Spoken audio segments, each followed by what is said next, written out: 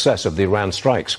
Congressman August Pfluger is a Republican from Texas. He's on the House Homeland Security Committee and joins me now. Do you have a problem with the White House limiting your access to information, sir? Well, Stu, thanks for having me. No, they're right to limit it. Think about the success of this operation from an operational security standpoint.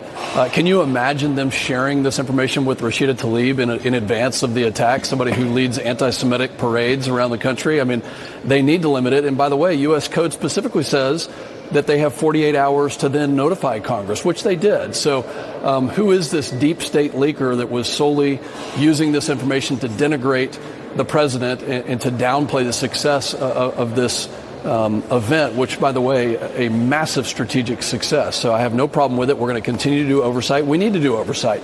But they also have a need to protect airmen, to protect our troops, and to get the maximum effectiveness out of these operations.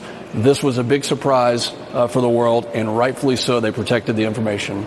I want you to listen to what Defense Secretary Pete Hegseth had to say about the damage done to Iran's nuclear sites. It was this morning. Roll tape.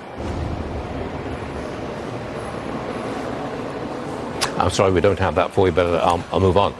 Iran's leader, Khomeini, he spoke out for the first time in a week.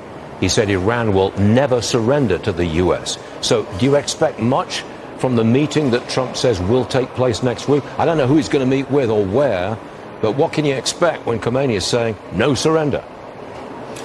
Well, the Iranians under Khomeini and their terroristic regime are the weakest that they've ever been. They have zero leverage. The only acceptable answer that the world must demand from them is a complete denuclearization, a complete withdrawal from their terrorist ambitions, and rejoining the world stage in a way that they can be a good neighbor, a good country, which this regime has led them down the wrong path for 40 years. So I trust President Trump, his ability to leverage them and get them to that answer. Do not underestimate his ability to do that, but that doesn't mean that we're going to immediately trust Iran, because we know that they have, for many, many decades, tried to terrorize the region and the world.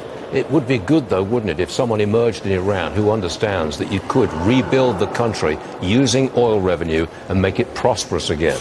It would be good to see that person emerge, but it's obviously not going to be Khomeini. Congressman, thank you very much for joining us this morning. All good stuff, and we appreciate it. Thank you. Thank you. Ashley, you have more on what